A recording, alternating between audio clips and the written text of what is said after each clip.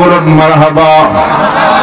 বিলাল রাদিয়াল্লাহু তাআলা ঈমানদার, আল্লাহর উপর ঈমান এনেছে। জোরে বলুন কার উপর ঈমান আনলো? আল্লাহর উপর ঈমান আনার পর আল্লাহর হাবিবের কালিমা পাঠ করার পর এবার অলিতে গলিতে কাফের মুশরিকের সাথে মুলাকাত হয়ে গেল। কাফেররা জিজ্ঞাসা করলো, বেলাল খবর কি?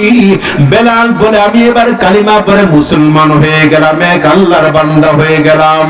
এবার বেলালকে তারা বলতে আরম্ভ করলো, বেলাল সাবধান হয়ে যাও, সুতরাং আল্লাহ নবীর তুমি ছাত্র হয়েছো, কালিমা পড়ে মুসলমান হয়েছ, এখনো সুযোগ দিয়ে দিলাম, যদি বাঁচতে চাও, যদি চাও বাঁচতে, বলে তাড়াতাড়ি তাদের ধর্মটা নিক্ষেপ করে তুমি লাত উজ্জা 12 মাসে 13টা পূজা করবা, এই ধর্মে আগমন করো।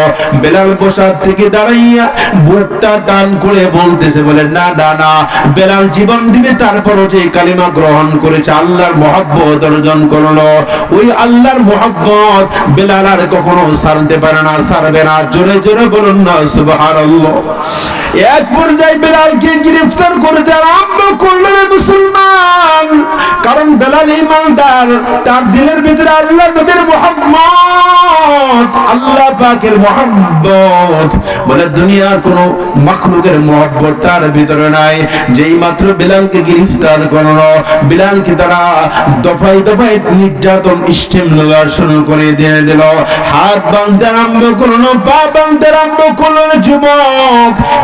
এরপর তার জবান থেকে আমার আল্লাহ তাআলার ধ্বনি, আল্লাহ তাআলার ঈমানী তেজস্বের কারণে, ঈমানিয়তের কারণে, বলে তার উপর যখন তারা জুলুম নির্যাতন শুরু করলো, পাথর দিয়ে চাপা দিতে আরম্ভ করলো, হাত দুটো বাঁধতে আরম্ভ করলো, পা বাঁধতে আরম্ভ করলো, কিন্তু এরপরও ফাঁকে ফাঁকে কাফেররা দৌড়ে আগমন করে, বলে তার জবানের উপর কানটা লাগাইয়া শুনতে আরম্ভ করলো, কিন্তু বেলালের জবান থেকে আমার আল্লাহ তাআলার ধ্বনি, আল্লাহু আকবার, আহাদ আহাদ নামটা বের হইতে আরম্ভ করেছে। জোরে জোরে বলুন সুবহানাল্লাহ।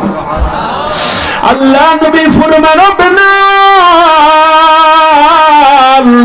কিয়ামতের মাঠ যখন কায়েম হবে রে দোস্ত, আল্লাহ নবী ফরমান, আমি যখন জান্নাতে প্রবেশ করব, আর জান্নাতে প্রবেশ করার সময় আমার সেই কালো বেলাল বলে যে সোয়ারের উপর আমি সোয়ার হতে আরম্ভ করব, আবার আল্লাহ পাক আমাকে জান্নাতে যাওয়ার জন্য পারমিশন প্রদান করবেন।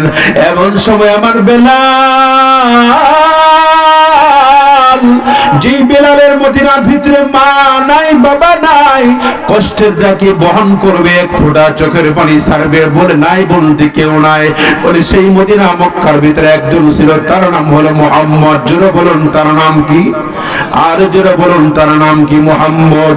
আল্লাহর পয়গম্বর বর্ণনা করেছেন, বেলাল বলে কিয়ামতের মাঠে যে সওয়ারের উপর আমি পয়গম্বর ভ্রমণ করতে আরম্ভ করব, আমার বেলাল সেই উটের লাগাম ধরে ধরে টেনে টেনে আমি পয়গম্বরের সাথে জান্নাতে প্রবেশ করতে আরম্ভ করবে। জোরে জোরে বলুন না সুবহানাল্লাহ। আল্লাহ নবী ফরমান,